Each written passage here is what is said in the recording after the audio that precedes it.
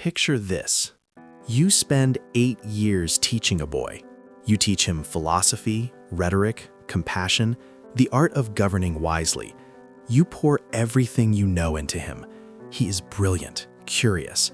You believe, genuinely believe, that you are shaping the future of the greatest empire the world has ever seen. Then he becomes emperor. And then he murders his mother. Then his first wife. Then his second wife. Then his teacher's best friend. And then he comes for you.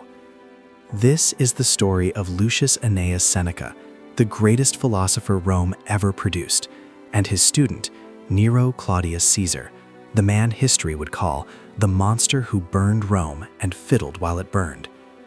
But here's the question nobody asks. What do you do when the most dangerous man alive is the boy you raised? When you are the conscience of a psychopath, and the only thing standing between your head and a sword is your usefulness? Seneca didn't just watch Nero's descent, he was inside it, and what he did and failed to do is one of the most haunting moral dilemmas in all of human history. Seneca didn't choose Nero. Nobody chooses their students the way history assigns them. When Agrippina the Younger, Nero's terrifying, calculating mother, had Seneca recalled from exile to tutor her 12-year-old son, Seneca had no real option to refuse. This was Rome. Agrippina was the emperor's wife. You said yes, or you went back to exile, or worse. So Seneca said yes. For 8 years, he taught the boy Stoic philosophy, the idea that a good ruler governs with reason, not passion, that true power is self-mastery, that the measure of a man is not what he commands others to do, but what he commands himself. Seneca was brilliant at this. His letters, his essays, they still hold up 2,000 years later. He knew what a good life looked like. He knew what a good emperor looked like. He wrote the blueprint. He just couldn't make Nero follow it. Because here is the problem with being a moral advisor to power. Power doesn't need your morality. It just needs your legitimacy.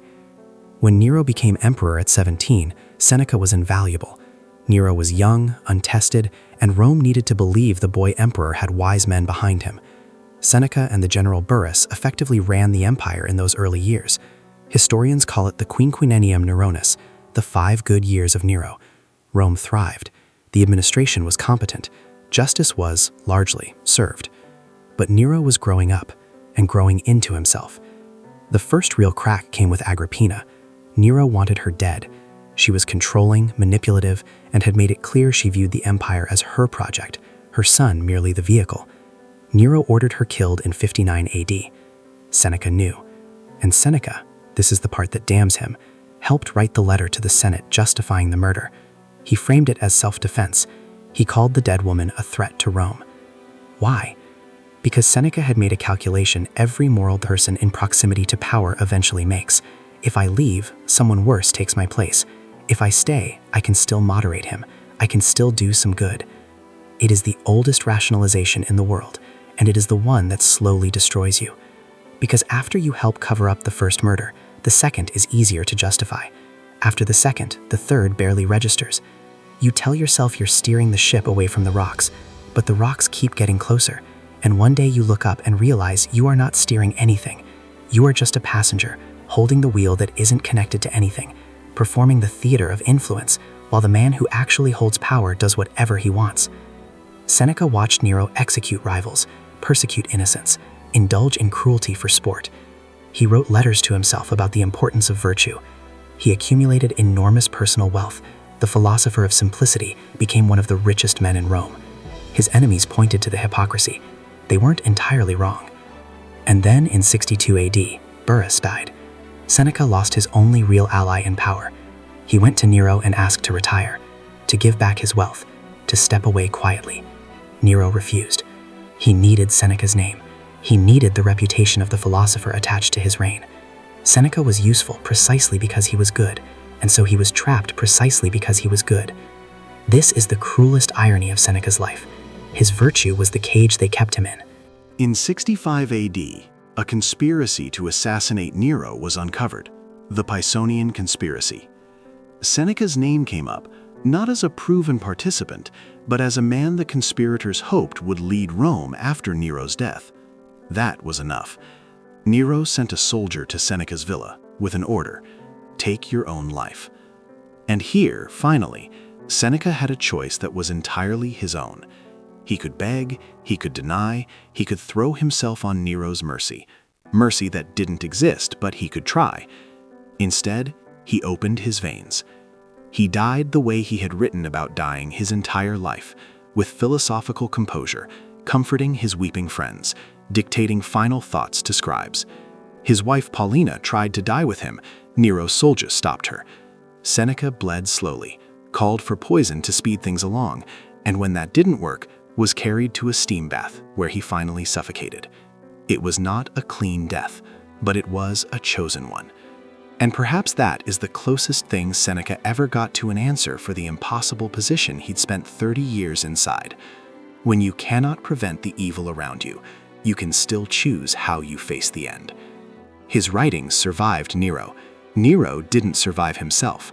He died 3 years later, abandoned by everyone, stabbing himself in the throat in a roadside villa while muttering, "What an artist dies in me." The philosopher outlasted the monster, not in body, but in everything that mattered. Seneca's letters to Lucilius, his essays on the shortness of life and on anger, his tragedies, they are still read, they still teach. The man who failed to make one student good spent his life giving millions of strangers the tools to be better. Maybe that's what moral courage actually looks like inside corrupted systems.